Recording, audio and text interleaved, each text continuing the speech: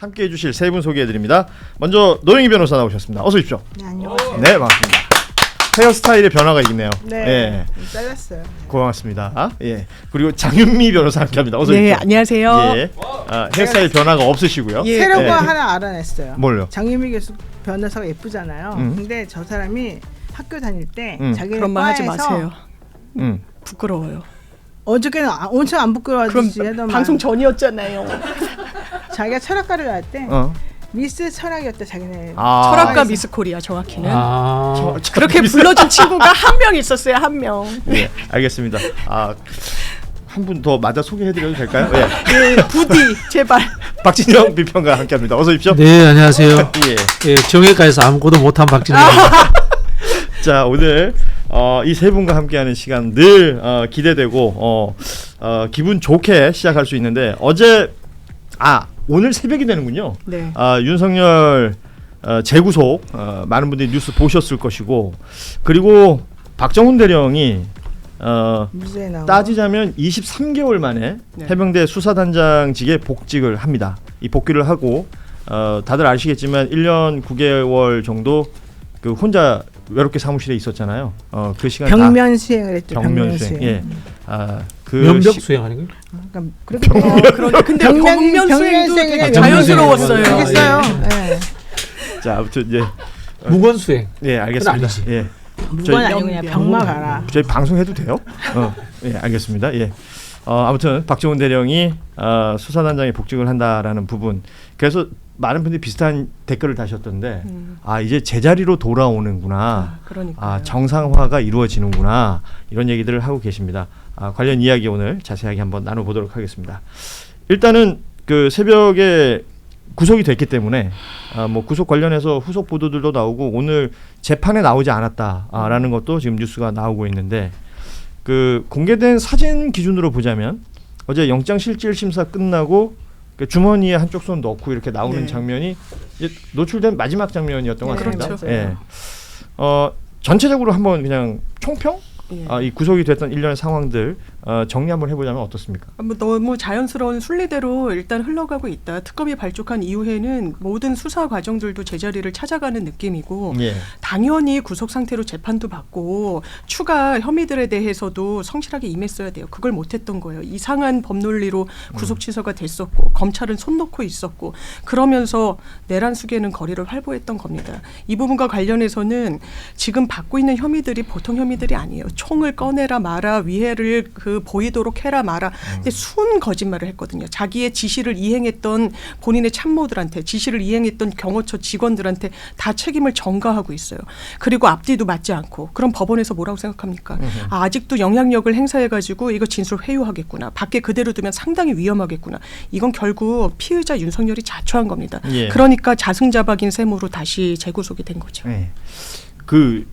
이제 뭐 구속 전 상황들은 뉴스에 워낙 많이 나왔으니까 이후 상황들을 좀 보자면 지난번 1월에 구속됐을 때도 뭐 구속 전부터 체포 당시부터 뭐 체포 적부심 뭐 이런 거 했고 지금 구속이 됐으니까 구속 적부심이나 뭐 보석이나 이런 거 신청해서 또 다시 구치소 밖으로 나오는 것 아니냐라는 생각을 하시는 분들이 있더라고요.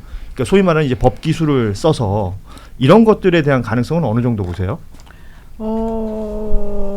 저는 뭐 가능성은 어느 정도 보냐. 이 말이 조금 무슨 말인지 못 알아듣겠는데 기본적으로 법규술을 써가지고 하고 싶을 거예요. 네. 근데 어제 특검이 반박했던 내용하고 특검이 주장했던 내용하고 그 특검을 이제 막기 위해서 윤석열 씨 측에서 얘기한 내용하고 좀 핀트가 안 맞더라고요. 어허. 그 뭐라 그랬냐면은 윤석열 씨 측에서는 아니 왜 외환자는 안 넣냐.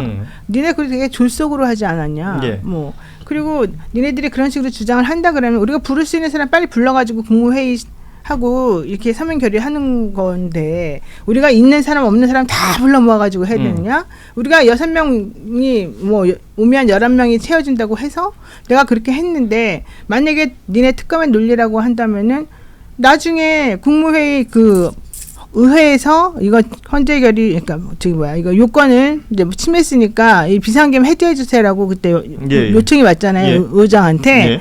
그럼 그런 것도 국무위원들 다 깨워가지고 그 사람들 다 물어봐가지고 절차도 1시간 넘게 해가지고 이거 계산했어야 된다는 거 아니냐, 뭐 이제 이런 얘기들 이제 물어봤었어요. 그러니까 윤석열 측의 이야기인 거죠 지금. 네, 그러니까 아니 근데 그런 건 사실 말이 안 되는 게 우리가 보기에도 그러니까 국회의장이 이거는 다 국회 해산 요건이 완성됐습니다라고 해서 보여줬는데 즉시된 게 아니에요. 그때 그 사람들도 그렇죠. 1시간 동안 딴짓을 하고 있다가 마지못해서 그걸 해줬단 말이죠. 그럼 그 1시간 동안 뭐 했냐 알아봤더니 이거 안 해줘도 되는지 그거 따져보고 있었다는 뭐 거잖아요. 법정 펼쳐보고 있다는 거 아니에요? 그러니까 자기네들은 안 해주려는 생각만 하고 있었지 실제 해주려고 뭐 이런저런 양쪽의 그 절차적인 거를 맞춰보려고 했다. 그거 절대 아니고.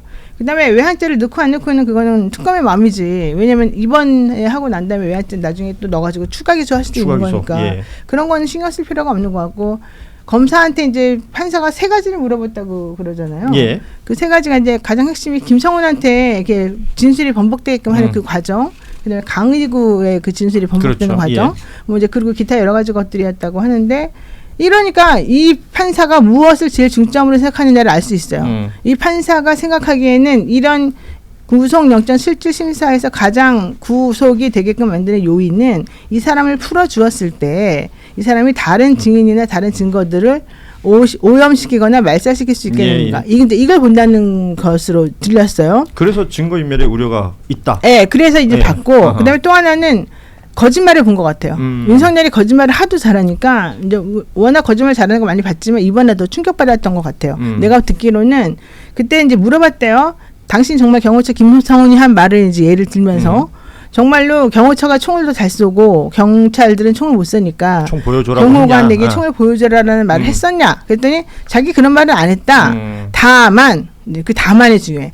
다만 여경들은 총을 잘 못 쏠 테니까 그 여경들이 좀 잘 이렇게 쏘도록 뭔가 해야 된다는 취지로 말한 것뿐이다. 좀 안 맞는 말을 그렇게 막 해놓는 거예요. 그러니까 총이란 건 언급은 했지만 뭐 총 보여줘라든지 뭐 그런 걸 위해를 가하려고 했던 건 아니다. 뭐 이런 식의 취지거든요. 그러니까 판사가 바보가 아닌데 얘가 거짓말하는구나. 이거 말도 안 되는 거 자꾸 엮어가지고 좀 빠져나가려고 하는 건 이걸 모를 리가 없잖아요. 게다가 특검에 조각조각 나와 있는 그 논리하고 반박이 안 되는데 그러다 보니까 저는 이미 한 8시에서 9시 사이에는 이미 이 판사가 생각을 어느 정도 하고 있었던 것 같고 결론은 이미 그때 났을 것이다. 그리고 난 다음에 이제 끝내고 그리고 좀 정리하고 그리고 이제 자기도 써야 되니까 그래서 한 2시 15분쯤 나온 것 같아요. 새벽 2시 15분쯤에 구속이 결정이 됐고요.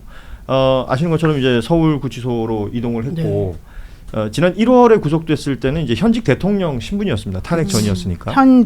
현직이었기 때문에 뭐 경호 인원들도 구치소 안에 같이 있었고, 뭐 제공되는 것들이 많았었다 그래요. 그 헤어 스타일링 같은 것들도 당시에는 하고 그랬었다라는 얘기 들리지만 지금은 그런 모든 것들이 다 없어졌다는 거잖아요. 그렇죠. 뭐 당연히 경호 인력도 없는 것이고, 그 카키색 수용자복을 입어야 되는 것이고, 뭐 독거방이라고는 합니다만 에어컨이나 이런 냉방기는 없기 때문에. 선풍기, 부채 이런 데 의존해야 된다. 그래서 그런지 더워서 그랬는지 오늘 재판에 안 나왔단 말이에요. 건강상의 이유를 댔는데 그러니까 재판을 계속 이렇게 지연한다라는 것도 그 윤석열 피고인 측에서는 본인들의 어떤 나름의 전략이 있기 때문이 아니겠느냐라는 생각이 드는데 그런 부분들도 있겠죠? 당연히요. 왜냐하면 지금 6개월을 한번 끌어가지고 어쨌든 이걸 지연하고 왜냐하면 이제는 불구속 피고인에서 구속 피고인이 됐단 말이에요. 그러니까 내가 6개월 끌어가지고 다시금 나올 한번 상황을 마련해보자. 시간을 한번 끌어보자. 그리고 그게 아니어도 지금 본인이 이게 항변이 안 될 거라는 걸 알 거예요. 그리고 법정형이 너무너무 무거워요. 겁이 날 겁니다. 그러면 많은 피고인들이 하는 게 지연 전략인 부분이에요. 그런데 그거 마음대로 되지 않을 겁니다. 죄는 점점 더해지고 있잖아요. 이를테면 외환죄도 남아있어요. 외환유치죄는 법적으로 이게 뭐 되니 안 되니 왜냐면 외국과의 통모가 되는데 북한이 외국이야? 통모는 있었어? 뭐 이런 부분 때문에 그럼 뭐 일반 이적죄가 될지 그리고 뭐 불법 전투 개시죄가 될지 불법 전투 개시죄가 군형법에 있는데 이 부분은 놀랍게도 법정형이 사형밖에 없어요. 이런 부분과 관련해서는 어쨌든 끌려고 할 거다. 그리고 또 하나는 아마 신체적으로 대단히 지쳐 있을 겁니다. 2시 15분에 나왔단 말이에요. 근데 구치소에서 이제 영장실질 결과를 대기하는 분들 이야기를 들으면 어쨌든 하염없이 기다리는 거예요. 왜냐하면 이 석방 지휘서가 구치소로 오면 바로 풀어줘야 되니까 이제 눈 뜨고 있는데 잠도 거의 못 잤을 겁니다. 그러니까 건강상의 이유를 어떻게 보면 이제 핑계를 대면서 오늘 안 나온 측면도 있는 것 같습니다. 그 결국은 직위원 재판부의 재판에 이번에 참석을 안 한 건데 이 재판부가 바뀌어야 된다라는 얘기는 계속해서 하고 있는 것이고 그만큼의 재판의 속도가 붙어야 된다. 적어도 내란 혐의 재판은 그런 것이고 그 이후에 또 기소되는 내용들 이 구속 기간 안에 또 뭐 기소를 하지 않겠습니까? 그럼 또 그 재판 또한 뭐 병합을 해서 한다든지 이런 식으로 진행을 빨리 해야 된다라는 얘기는 꾸준히 나오고 있습니다. 그러니까 이번에 그 특수공무집행 방해라든가 뭐 직권남용이라든가 해서 한 5가지 나왔잖아요. 이제 그거 가지고서 영장이 발부가 됐기 때문에 20일 안에 기소를 해야 되잖아요. 이 건으로 기소를 하는 거고요. 예. 근데 거기 그 지금 외환은 빠져 있으니까 그건 20일 안에 기소할 때 외환을 넣을지 아니면 그냥 나중에 또 따로 넣을지는 따로 생각하는 게 맞는 것 같고 제가 봤을 때는 그냥 영장 실질심사 청구 관련해가지고 했던 것만 먼저 하고 추가 기소는 나중에 외환에 대해서는 그리고 아까 말한 것처럼 일반 이적죄라든가 아니면은 그 불법 전투 개시죄 군형법에 있는 그 18조인가 19조에 있는데 사형밖에 없더라고요. 그렇죠. 차라리 그런 걸 돼가지고 너는 그쪽은 좀 그쪽으로 좀 갔으면 좋겠어요. 두 분 이제 법조인께서 법률적인 문제를 다 이야기하셨으니까요. 앞으로 말씀드리면 제가 악인이여 지옥행 열차를 타라. 옛날 영화가 있었습니다. 유승환 감독의 독립영화인데 다찌마와 리. 다찌마와 리. 윤석열은 앞으로 감옥 밖으로 나올 일이 없을 것이다.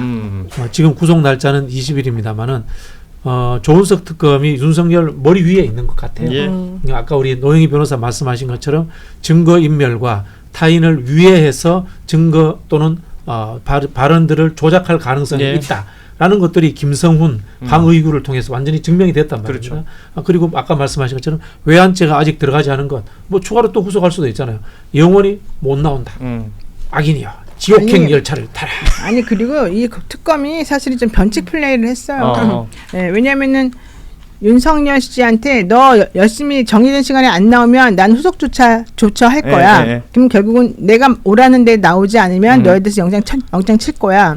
그럼 그 반대말은 내가 오라는 대로 그냥 오고 말 잘 들으면 영장 안 칠 수도 있어. 이제 이거거든요. 그게 이제 9시 출석을 가지고 그 얘기를 했던 거죠. 그래서 처음에 검찰 누구의 사람 윤석열이 싫다 그랬다가 그럼 좋아 20분 갈게 10분 갈게 이렇게 막 쪼잘쪼잘하게 좀 찌질찌질하게 그거를 좀 하다가 9시 1분에 왔어요. 딱 9시 1분에 왔어요. 자기 딴에 9시 땡에 온 거예요. 그러면 난 이렇게 열심히 네 말에 따르는 사람이야. 협조했다. 나는 도망갈 사람이 아닌 사람이야. 나는 그리고 요즘 찾아오는 사람도 없기 때문에 나는 정말 불쌍한 사람이야. 이런 얘기를 지금 자기가 했잖아요. 그리고 난 다음에 이 영장 실질심사를 하는 사람들한테 가가지고도 나는 이렇게 불쌍하게 살고 있고 아무도 나를 안 찾아오는데 누가 나를 이렇게 하겠느냐, 나를 잡아넣는다는 게 너한테 무슨 의미가 있겠느냐, 이제 그런 얘기는 조금 하는데 어쨌든 그렇게 얘기할 것이 너무 뻔했기 때문에 이 조은석 특검에서는 이미 이 사람에 대한 그 건건히 조사해 놓았던 것을 영장실질심사 청구할 수 있도록 미리 12월 5일부터 그러니까 소환수사 결과가 나오기 전부터 미리 그걸 다 정리를 해놓고 나중에 이 사람이 딱 집에 보내고 그 다음에 모여가지고 짜집게 해가지고 정리해가지고 한 거로 준비를 미리 해놨다는 거죠. 돼 있었다. 지금 말씀하신 게 이제 윤석열 피고인이 영장실질심사에서 최후 진술 한 20분 정도 했다라는 거 아니에요? 여기서 특검에서 그런 얘기를 했다는 겁니다. 이 취지 자체를 4.19 혁명 이후에 이룬 민주주의를 40년 후퇴시킨 조치였다. 지난 비상계엄이 얘기를 했더니 윤석열 피고인은 민주주의의 후퇴가 아니고 야당의 입법 폭거에 대한 경고형 계엄이었다. 비슷한 논리 계속 해오던 말 했습니다. 그리고 나서 굉장히 약한 모습을 보이는 내용들이 보여요. 나를 변호하는 변호사가 또 부인을 함께 변호하게 되면 이해상충 생길 수 있어서 고민이다. 사람들이 나한테 자꾸 연락을 끊는다. 변호사 구하기 힘들다. 정치적 수사인 거 이해하지만 그래도 이건 너무 심한 거 아니냐. 변호사들이 공격받으면서 다 떨어져 나가고 있다. 나는 고립무원 상태다. 나는 혼자다. 이런 얘기를 했다는 거예요. 실제로 이번에 그 선임돼 있는 변호사들 명단이 쭉 나오는데 윤곽빈 변호사가 안 보이더라고요. 모습을 안 보이는데 이 명단에서도 빠진 거고 그렇구나. 제가 그냥 듣기로는 김건희 씨도 변호인 구하는데 조금 어려움이 있다고 하고 그러니까 왜냐하면 법률가들을 또 엄청 그 대통령실에 많이 뽑았잖아요. 예. 그러니까 그 사람들 약간 돌려막기식으로 좀 어허. 같이 하는데 그것도 쉽지 않을 거예요.